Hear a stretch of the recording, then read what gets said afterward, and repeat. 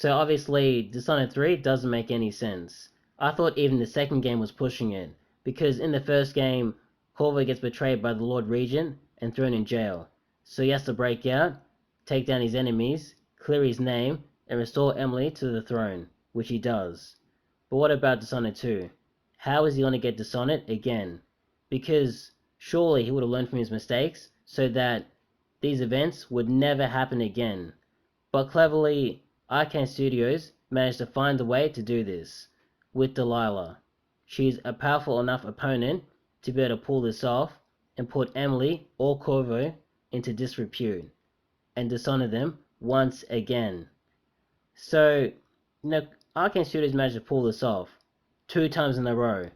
But how would they do this a third time?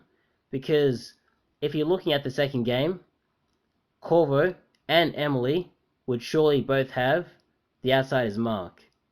So that means that they would have to have a powerful enough opponent to be able to take them down once again in Dishonored 3. And we're not even talking about Death of the Outsider, because apparently now, according to that game, the outsider is dead. So that means characters don't have the outsider's mark anymore. So that means that by default, there's no way Emily or Corvo would be able to get Dishonored again. Because going back to the first game, Jasmine Colwyn was actually taken out by Dowd, who has the outsider's mark. So a lot of magic was used to be able to dishonor characters. But that can't happen anymore.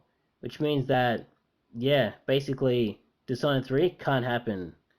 But let's just exclude Death of the Outsider for now. How would Dishonored 3 be possible?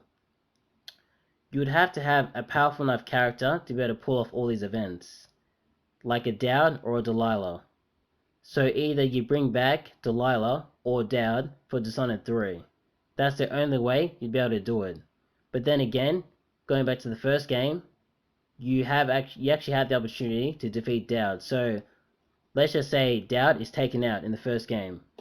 Now in the second game, you could say Delilah does survive. Let's just say that you trap her in the void once again, or let's just say you actually take her out for good. Like, where do you go from there? Maybe bring back a character like Granny Rags, and maybe have her take down the throne. I'm not really too sure.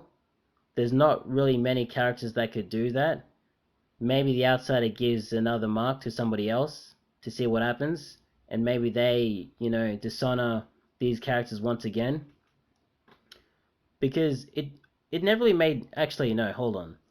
It doesn't really make much sense why the outsider would give another mark to Corvo or Emily in Dishonored 2, because the outsider is an individual that, he doesn't really take sides. He's basically an outsider. He's someone who just watches from behind the shadows, and he doesn't really care what's good or bad, what's good or evil, or who wins or loses. He's just a guy that, his only interest is in the choices that individuals make. So he doesn't really have morality. He just likes to see how things play out.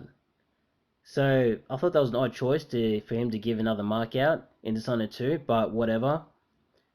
And once again, he's a figure that is thousands of years old, so he has different philosophies compared to most people.